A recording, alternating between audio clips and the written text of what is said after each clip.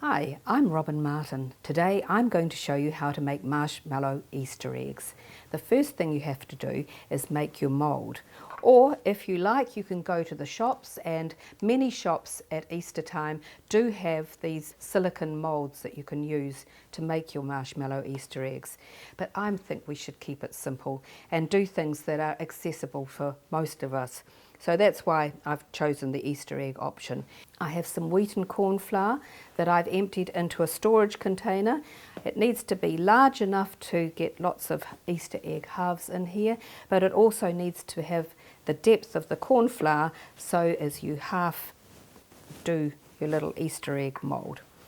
I've sifted it in here first of all to get out any lumps, and now I'm just going to shake it around and smooth it across roughly. It doesn't have to be perfect. What does have to be perfect is the shape of your mould. Now, if you're making these marshmallow eggs for people who have a gluten problem, don't use wheat and corn flour. Use maize corn flour. That's gluten-free and perfect for people with a gluten problem. So here we are. We've got our mould ready, and I'm just going to take my Easter egg half and just gently press it into the corn flour so it forms hopefully a perfect mould. Move it along, and don't do it too close because the pressure of the corn flour moving as you make your second mould, we don't want it to collapse into this other mould here. So just make a good shape here. The other thing you can do if you want is use a regular old chooky egg. So you could use this egg and do it in the same way as I've done with my chocolate moulded egg. So just press it into there.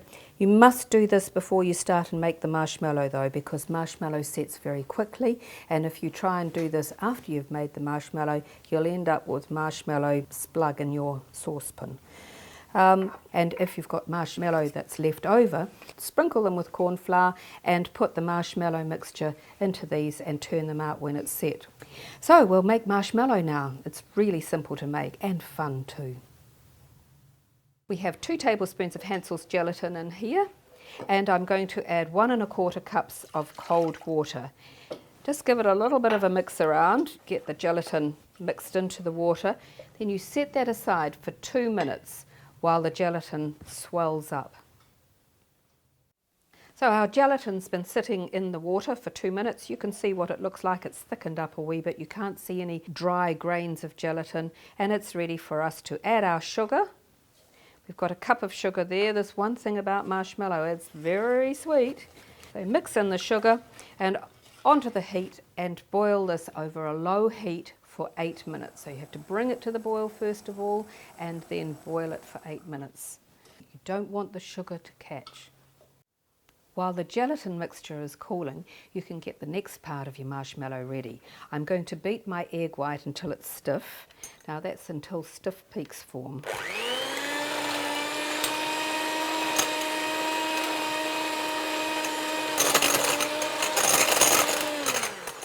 We're beating this mixture until stiff peaks form. Stiff peaks are when the little peak of the egg white stays upright. We're mixing in a cup of icing sugar, and at this point we could add our Hansells food colouring and the flavours that we want.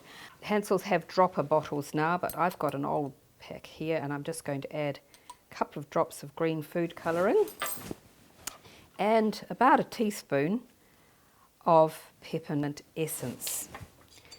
Wow, that smells good.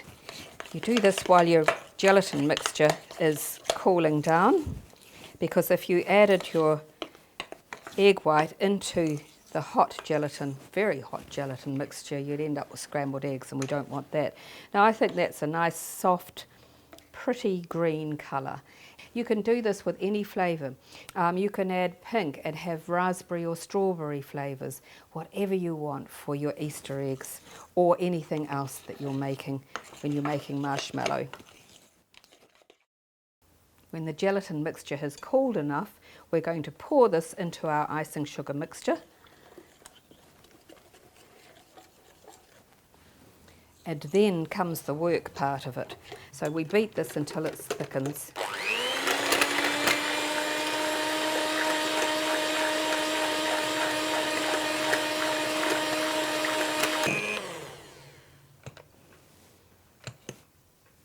you can see that is beautifully thick, starting to really hold its shape. The idea about beating it is how you get nice fluffy marshmallow. You have to stop beating at the point where you can still work with the marshmallow.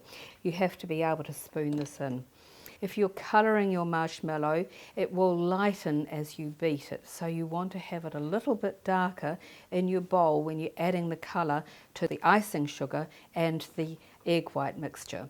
For gluten-free people, make sure that your icing sugar is gluten-free. Otherwise, you've got a problem.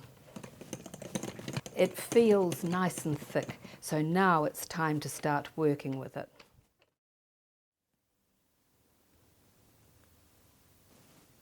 Carefully spoon your lovely marshmallow mixture into your egg moulds. It looks so good. You may find it easier to put the mixture into a jug if preferred and pour it into the moulds. And the good part about this is that you can use the corn flour again. If you're going to do that, I would suggest that you sieve it first in case you've got any little stray pieces of marshmallow floating around in it.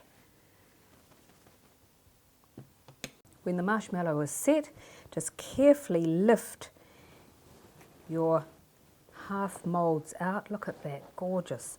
And shake off the excess corn flour. Lift out another one. Do exactly the same thing. Now you can either coat these as halves and then stick them together with chocolate, or when they're all sticky like this, they will actually go together. Make sure you've got the excess of corn flour off, otherwise you'll end up with a mess in your chocolate.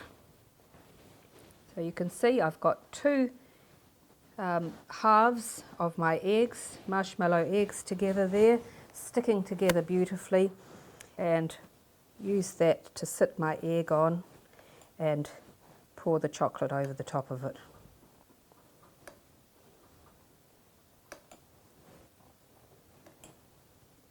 It's actually better to do this as a two-step process, because otherwise you're going to get a mark on the bottom of this as it sets. So just carefully put that onto baking paper.